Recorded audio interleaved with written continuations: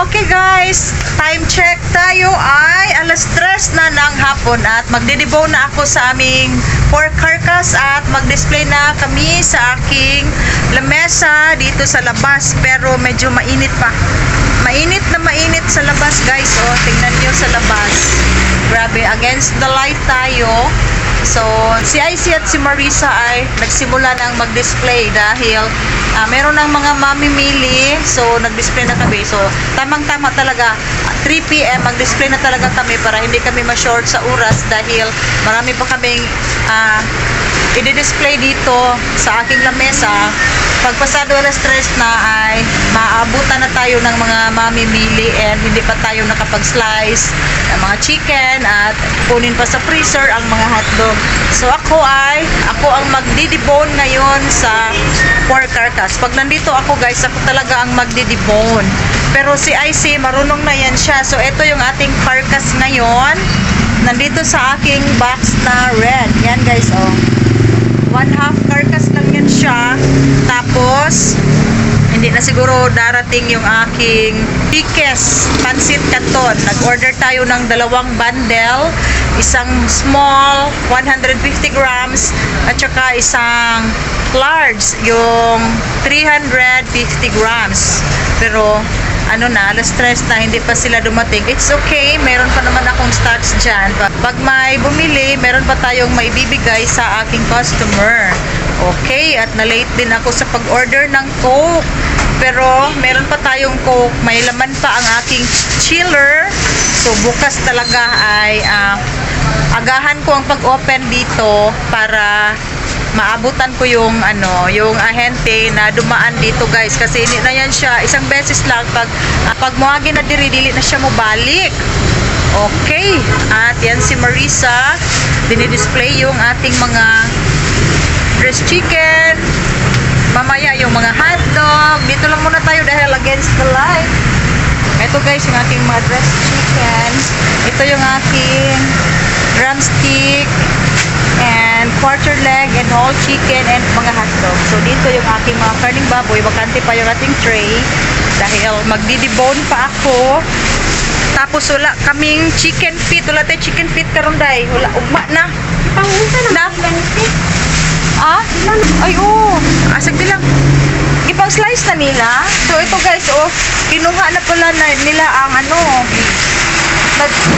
na-debone na nila, kinuha na yung ribs to sa impilya. Kinuha na ang impilya kasi ako lang talaga dapat ang mag-slice sa fluin. So ito, ready for slice na ito. Tapos kinuha pa, nakuha sa dayoy. Buing, anong ilang mag-ikuan. So ito guys, mali ito. Pag ako magdidibon guys, parang mga 6 na ribs lang ang kukunin ko, and then yung iba ay i-slice ko na para sa belly. Pila ka kilo ng kuan? Pila ka kilo na? Nakukuha yung impilya. Sus, grabe. Ito guys, ang laki ng impilya. Parang 1 kilo. And then ito, hindi ito may benta namin. So, that's why mahal talaga ang pork belly. Okay guys, ito ang aking Virginia hotdog na naman ngayong araw ng Monday. Ang dami nating hotdog guys. Ito ay worth 7,140 dahil ubos na ubos ang aking mga hotdog. Merong natitira pero kaunti na lang, and then babalik sila sa Thursday pa. So kailangan mag-order talaga tayo, mag-stock tayo. Kasi guys, pag sa palengke ay medyo mahal na siya ng 5 pesos to 6 pesos ang presyohan nila doon sa MFD. So ito yung ating order.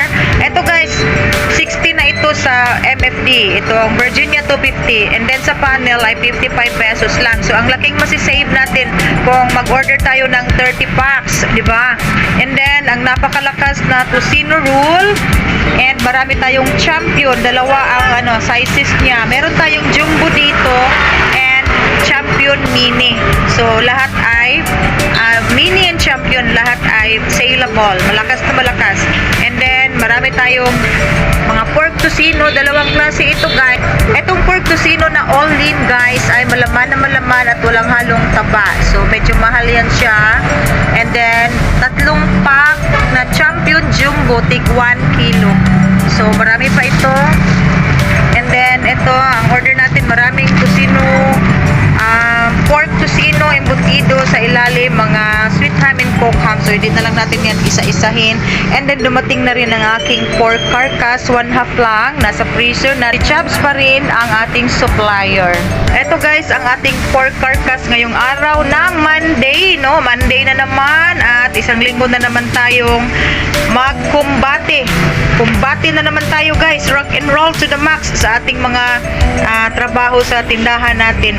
And hinihintay ko na lang ang Chickies Pansit Canton dahil yan na lang guys ang Pansit Canton natin na malaki, 1, 2, 3, 4, 5 pack, tapos yun na lang din yung maliit. So nag-order ako at hindi pa dumating yung panel.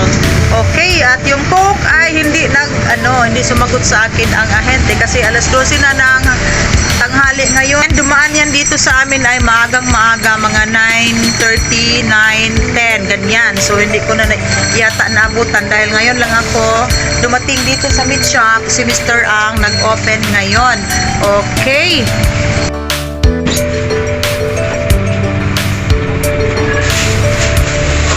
Wow, ang ganda ng ribbon mo, ay.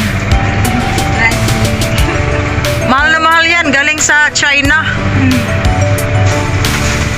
So guys, ito ay ipinapasok na nila sa freezer.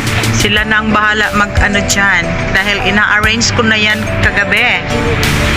So marami pa dito. Marami tayong tocino roll.